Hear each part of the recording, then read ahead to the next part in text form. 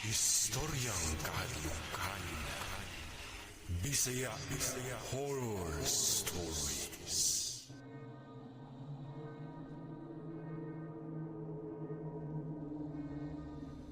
Good day mga kaistorya ug nimo pud Sir K ug ilabi na sa tanan nga mga listeners sa Estoryang Kahadlokan Bisaya Horror Stories. Ako day si Angela ug kini akong kaagi na gustong i-share sa inyo ha. Nahitabo kini sa usa ka resort. Dili na lang nako panganlan ang mao nga resort, basta somewhere kini sa Visayas. Mipadala ko ani na story kay gusto na ko mahatag og tubag ang akong katingala kung nganong gipakitaan ko ug dili makita sa mga ordinaryo na tawo. Kahibalo ko nga naagay laing nilalang nga nagpuyo ani atong kalibutan. Pwera na lang sa mga tawo nga wala pagid pakitaa. Pero ako mismo naka-encounter jud ko ug first time kadto nako na nahitabo sa akong kinabuhi. Nga hangtod karon dili gyud kini nako mahikalimtan. Ug diri nako sugdan ang akong istorya. Usaday ko ka virtual assistant Sir K ug kini akong trabaho pwede ra nako mabuhat bisan asa. Mabuhat kini nako basta aduna lang ko'y connection sa internet. Trabaho nako kay online ug na ako ipang-meet nga mga clients para mo assist sa ilang negosyo ug sa ilang kumpanya sa gawas. Maong usahay sa akong trabaho, maka-feel yun ko og stress sa mga takunan client, daghan kay ipatrabaho sa ako . Unya kay kinilagi akong gisudlan na trabaho, mangita gyud usay akong lawas, hasta akong utok para makarelax. Dayo sa kaadlaw ato nga naka-decide ko na mo-unwind ko pero wala ko kahibalo kung asa ko. Ako na pagkatao, dili jud kaayo ko laagan, pero na ako'y nabasahan sa usa ka libro nga para mas mo productive daw ka, kinahanglan po nimog travel usahay para maka-come up ka og mga new ideas, para makapahuway sa imong utok gikan sa ka-stress ug sa ka-toxic sa environment. Nakahinumdum ko nga naaman day may GC o group chat uban sa akong mga amiga. Mga amiga nako nahilig kaayo og laag-laag. Naapil ko sa GC ato pero dili kayo kumusabay og laag nila. Giapil gyapon ko sa GC, mauban man daw ko or sa dili. Para at least makahibalo po daw ko kung asa sila og diin sila gaadto. Basin daw maabot raon niya ang panahon na ako ray mang-invite sa ilaha or ako ba hinuon ang makauban na nila. Ang ako mga amiga nga itago lang nako sa pangalan nga Jesly, Joy, si Erica ug hasapod si Carlo nga usa ka tumboy. Gikuha na ako akong cellphone ug mi-open ko sa among GC aron i-chat na ako akong mga amiga ug nangutan ako sa ilaha kung asa sila karon na weekend. Basin day mo sabay nako sa ilaha. Pila ka minutes pa lang ato, mi reply dayon si Carlo ug dayon miingon siya sa lugar kung asa sila moadto. Dakong himala daw kuno kung ngano nagka-interesado daw ko og laag. Mao to nga mi-explain ko nga naginahanglan kog pampabugnaw sa utok og relaxation. Unya walay duha-duha, gasabot dayon mi ato nila. Ga-video call mi tanan ug ni Joy ng uban, ga-chika pud ginagmay ug story-storya nga wala diri wa didto.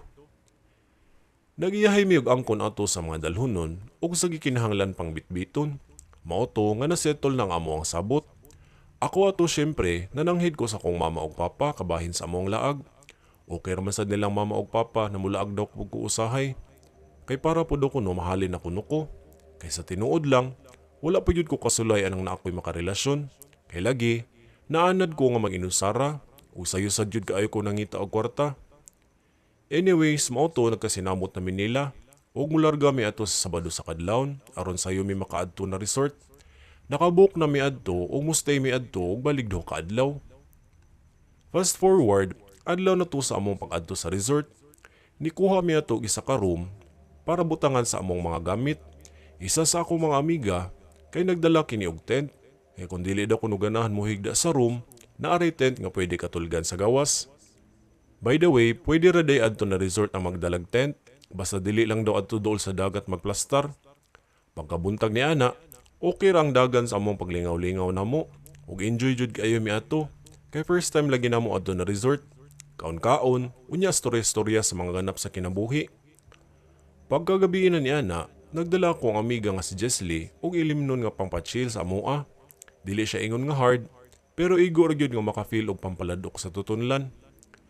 Ako ato, wala kayo kumuinom, kay lagi naapa ko'y ka-video call ato na client, ug plano nako, igahom man na lang kumuinom, kay basin unsa unya akong mastorya kung nakainom ko daan. Maong gipasagdal lang una nako akong mga amiga, ug gipasabot nako na napa ko'y i-commit na client. Giingnan pa ko ni Carlo, na grabe daw kuno ko ka-workaholic, kaya hasta daw kuno sa outing, nagtrabaho daw gihapon kuno ko. Ako na lang gipasabot na nakatando ko ato na client, ug need pud nako i-cater, kay maayo man pud kini mo bayad. Sayang pud ug mawala pud sa ako. Miabot na to ang time na makig-busy ang client sa ako. Maong miingon ko sa akong mga amiga, na adto lang ako sa room kay medyo saba na sa gawas. Nag-live ba na sa nugsugod ang resort, unya dungog kayo kini inig magtawag ko sa client.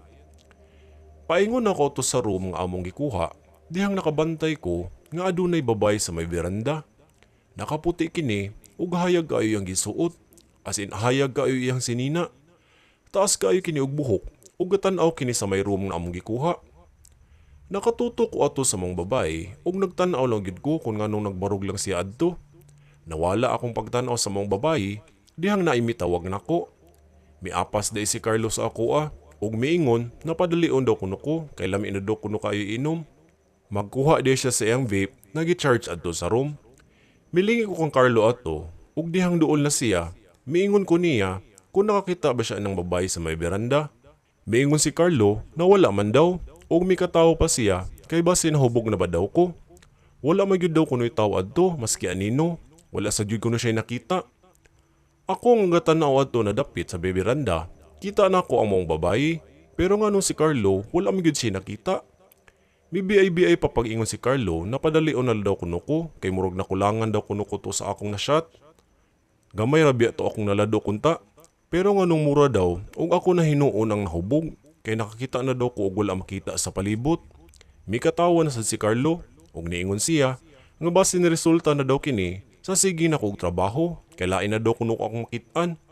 Napahapak ko sa braso ni Carlo ato, ug paduol lagi mi ato mismo sa room namo. Kalit lang, nawala sa akong pananaw ang kadtong babae kaganiha. Gilugod pa na ako akong mga mata, apan wala gyud kini nako naigkita. Kalit lang, nga nahanaw ang mong babae sa palibot.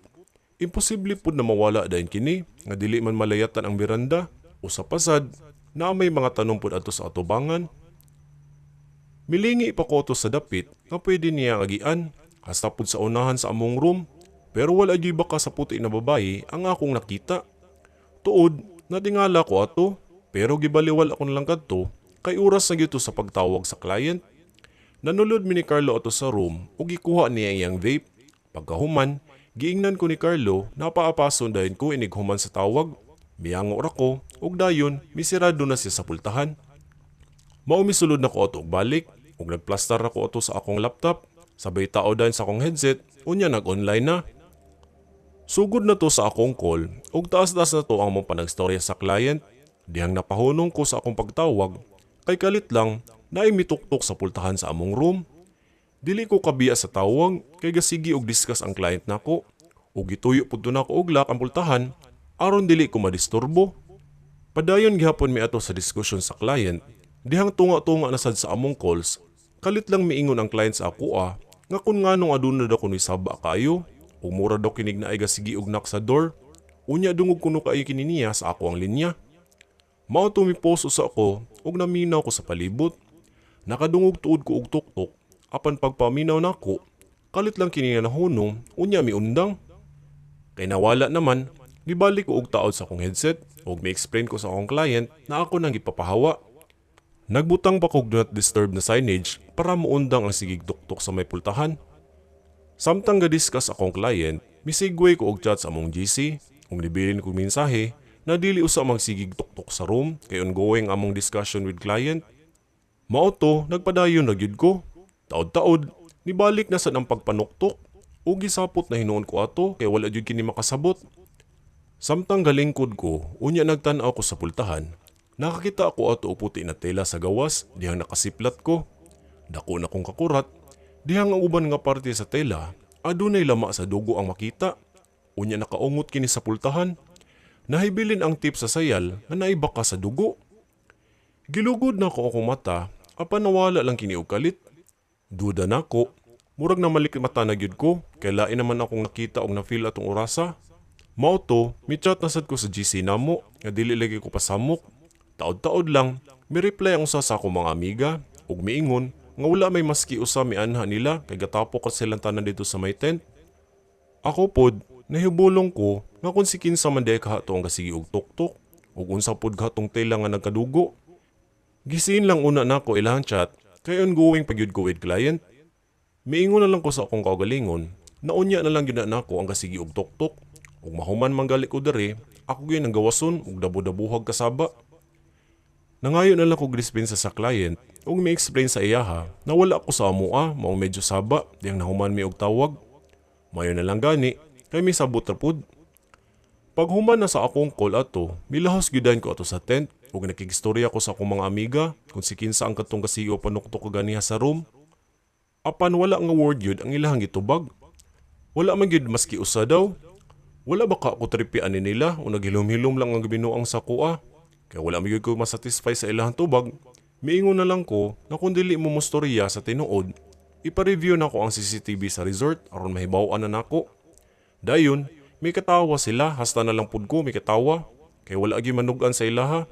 Pero gibali wala ko na lang kadto, kaya nga importante, mana ang video call nako with client ug makainom nako. Wala na lang sa nako sila hisguti, kabahin atong nakita na ko nga nakadugo nga tela. Kaya abi pa lang, KJ kaayo ko ug makigstorya kog mga hadlok-hadlok. Didto, nagsugod na mi og inom-inom, nya chill-chill pod. Hangtod sa gifeel na mo ang kanindot sa resort. Nindot masad gyud ang mo unwind panagsa. Mi apil pod mi sa live band ug goods na kayo mi atong orasa. Nakabantay na lang ko ato nga nakaidlip na lang ko sa akong paghigda-higda kay medyo tipsy na lagi.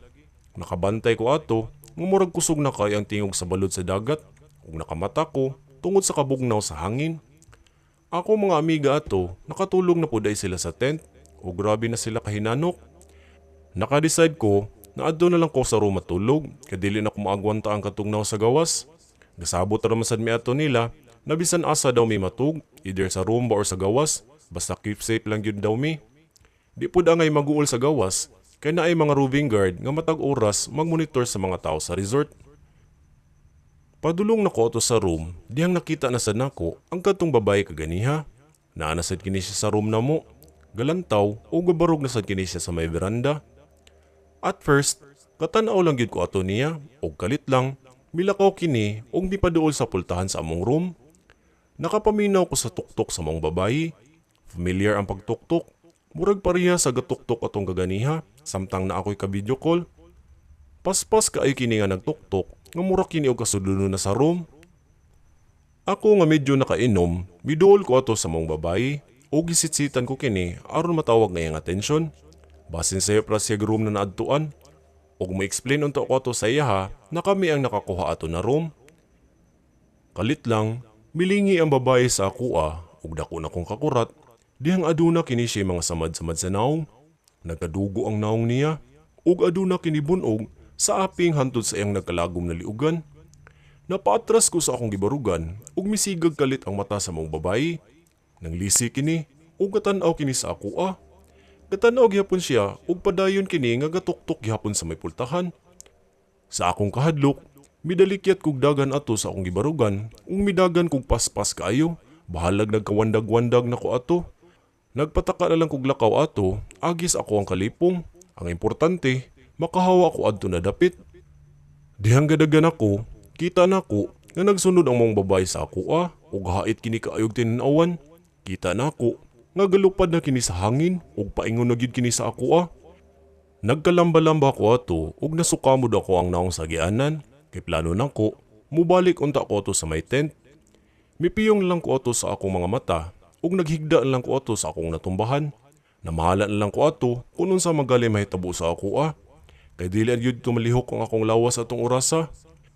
Nagbuka pa akong mata ug kita nako nga nanglisik ang mata sa mong babayi samtang galupad kini ibabaw nako. Nawad-an ko sa akong panimot ato ug nakabantay na lang ko nga gitapik ang akong naong sa makadaghan. Adunay hayag kaayo nga suga ang midanag sa ako ang naong. Flashlight di ikadto sa usa ka security guard. Ug gi-assist ko niya aron makabarug ko. Gipangutan ako sa maong sikyo kung naunsa ba daw ko.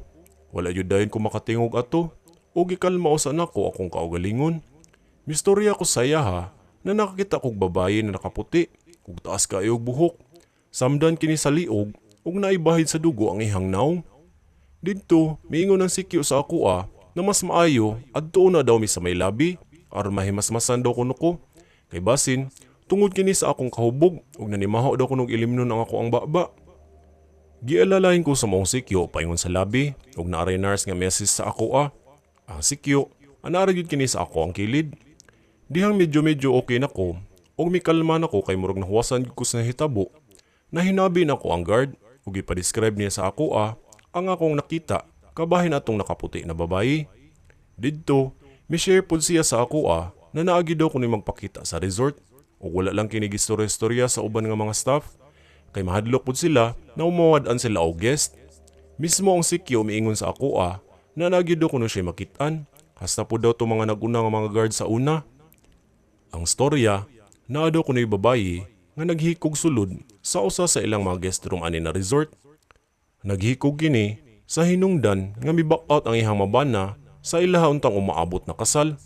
Nagbigti daw maong babae kay wala makadawat sa nahitabo sa ilaha. Gibiyaan ang maong babae kay nakabuntis daw maong lalaki. Samdan daw maong babae ug nakasuot kini og puti nga suoto nung kini sa ilahang kasal. Gihilom lang daw kini sa management sa maong resort aron dili makahatag og kalisang ug hasta pod kahadlok sa mga mo check-in. Ambot mutuo ba ka ko sa gistorya sa maong sikyo, pero ako mismo nakakita gyud ko sa maong white lady nga duguan. Ang ubang staff mituo sa ako ug ang uban wala. Bahin nilang hunahuna, pero ako ato nikalma lang gyud ko. Dili ko angay magpada sa kahadlok kay usasad nakainom ko atong orasa ug dili na ko ang i-blame ang resort tungod sa nahitabo kay minado ko nga hubog sa jud ko ato. Tungod sa insidente, gipa-review na ko ang kuha sa CCTV kung asa duol sa amo ang room. Na-record tuod kini pero wala gyud sad pod makuha ang anggulo kung asa ang babae nga akong nakita atong orasa. Nakita ra hinuon ang akong pagkatumba o pagkasukamod sa yuta hangtod sa miabot ang sikyo o giilalayan ko paingon sa labi. Wala gid mahagip sa CCTV ang naong sa maong white lady pero sigurado gid ko sa akong point of view na nakita ug nakaatubang gid nako ang maong babae.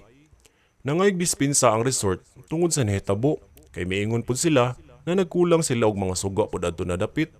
Maong wala gid pud maklaro atong dapita.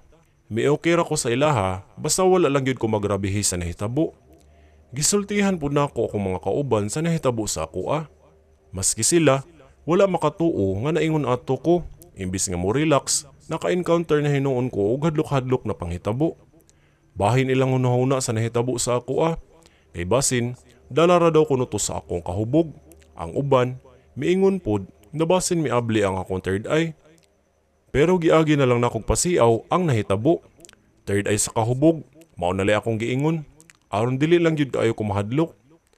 Bisan tuod nga nakainom ko ato, nagpabilin gihapon sa akong unahuna ang imahe sa nagkadugo na babae adto na resort. Mao kun mo iluman gali ko, gusto nako matug na lang gyud dayon ko kay basin pakitaan na sadya kog balik. Hinuon, wala masad ko unsaa sa mong babae. Napakita tuod siya nako. Pero wala mapud ko hilabti ato. Siga lang gyud kaayo to siya og mata, maong midagan ko ato. Basin pud, nasuko siguro to siya kay gisisita nako siya. Kamo mga kaistorya, unsa inyohang masulti? I-comment mismo ani nga video bi. Maghuwat ko sa inyong mga comments para ako apod niya kini nga basahon. Nauli ko ato nga nai-remembrance nga samad ug hangtod karon buhi pa ang uwat nga naa sa akong siko ug mga tiil. Ang uwat nga nagpahinumdum nako nga tungod sa ako ang kahubog, gipakitaan hinuon ko og white lady sa resort. Daghang salamat Sir K o mga kaistorya sa pagbasa ug pagpaminaw. Dire na lang kutob ang akong madalit. More stories to come. Okay ni si Angela nga nagsubay kaninyong permi sa inyong channel. Maayong adlaw mga kaistorya ug adyos kanatong tanan. Mga kaistorya, good day. Ug ako di ay si Sir K. Ug ako ang narrator likod sa Estoryang Kahadlokan, Bisaya Horror Stories. Nagustuhan ba ninyo ang atong storya karon? Comment down below. Ayaw kalimot sa pag-like, share, ug subscribe sa maong video. Maura to mga kaistorya ug daghang salamat.